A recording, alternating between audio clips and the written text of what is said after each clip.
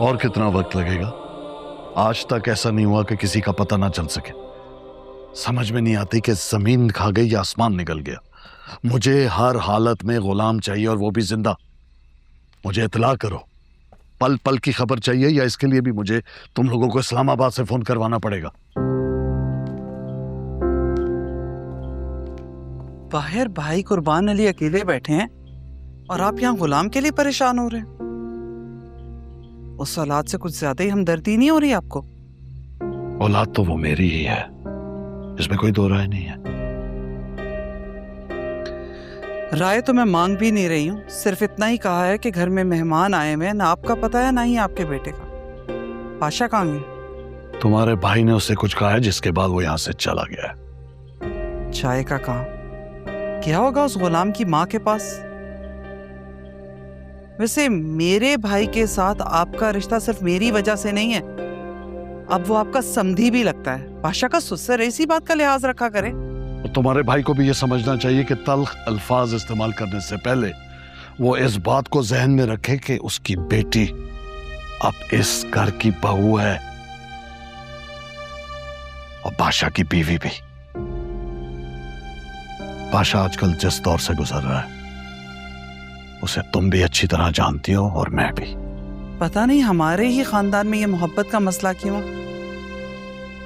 मेरे भाई ने आपकी बहन से मोहब्बत की और अपनी जान गंवा बैठा, और आपकी बहन ने मोहब्बत में भागकर शादी कर ली, लेकिन आप उसकी खुशियां नोच कर उसे घर ले आए।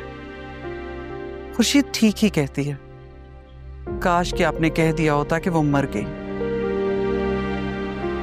आज मेरा बेटा तो ना रुल रहा होता। और ऊपर से हद ये है कि मेरा भाई अपनी बेटी की खुशियों की खातिर अपनी बेटी के ऊपर सौतन भी बर्दाश्त कर रहा है, लेकिन किसी को एहसास ही नहीं है, और कहा यह जा रहा है कि वो तल्ख लहजा बोलता है। हाँ, तो ये उसके हक के लिए बेहतर है ना कि वो तल्ख बातों से परहेज करे। कल को अगर पाशा ने तैश में आके उसकी बेटी से अलहदगी इख्तियार कर ली तो फिर कौन जिम्मेदार है? अल्लाह ना करे कभी भी कुछ ऐसा हो। बड़ी मुश्किल से बादशाह और मुर्ख का रिश्ता हुआ है। सरकार, अगर उन दोनों का रिश्ता टूटा तो मेरे और भाई कुर्बान अली के दरमियान कभी न खत्म होने वाले इख्तलाफात शुरू हो जाएंगे। आपको कुछ तो करना होगा, ऐसा हरगिज नहीं होना चाहिए।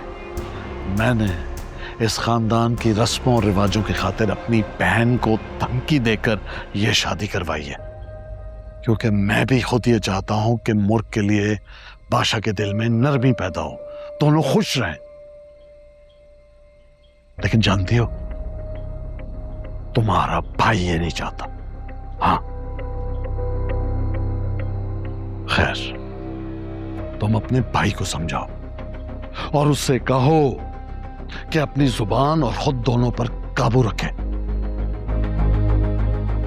बादशाह अब उसका भांजा नहीं है, उसका दामाद है, और ये बात वो ज़हन नशी कर ले।